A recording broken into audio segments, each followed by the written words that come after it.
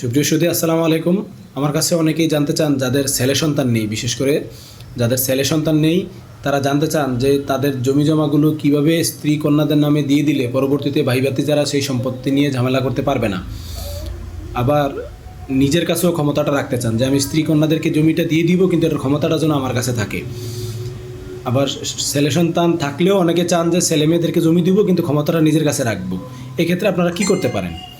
এক্ষেত্রে হচ্ছে আপনারা ছেলেমেয়েদেরকে জমি হেবা করে দিয়ে, মানে দান করে দিয়ে, জমির তাদের নামে নামজারি করে তাদের কাছ থেকে আপনি অপ্রত্যাহারযোগ্য পাওয়ার অফ অ্যাটর্নি দলিল নিয়ে নেবেন।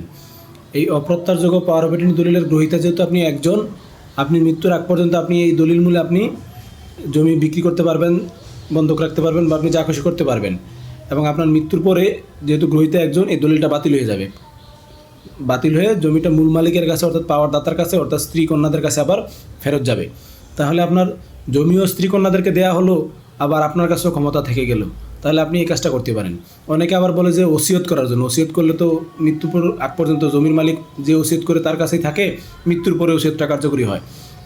কিন্তু ওয়ারিসদের মধ্যে কিন্তু ওসিয়ত করা যায় না, যে আপনি মৃত্যুর পরে যারা আপনার সম্পত্তির মালিক হবে উত্তরাধিকার সূত্রে, তাদেরকে যদি আপনি ওসিয়ত করেন, তাহলে আপনার অন্য কোনো ওয়ারিস যদি সেটা বেটু দেয়, মানে যদি আপনি স্ত্রীদের নামে, স্ত্রী কন্যাদের নামে ওসিয়ত করেছেন, কিন্তু আপনি আপনার ভাই ভাতিজারা যদি সেটা বেটু দেয়, তাহলে সেই ওসিয়ত আর টিকবে না। তাহলে এই ওসিয়তের কোনো মানে হয় না। তাহলে আপনারা এটাই করতে পারেন যে জমি স্ত্রী কন্যাদের নামে হেবা করে দিয়ে, তাদের নামে নামজারি করে তাদের কাছ থেকে অপ্রত্যাহারযোগ্য পাওয়ার অফ অ্যাটর্নি দলিল নিয়ে নিতে পারেন। আবার আপনি মারা গেলে জমিটা মূল মালিকের কাছে, অর্থাৎ পাওয়ার দাতা, অর্থাৎ আপনার স্ত্রী কন্যাদের কাছে আবার ফেরত যাবে, তারাই মালিক হবে।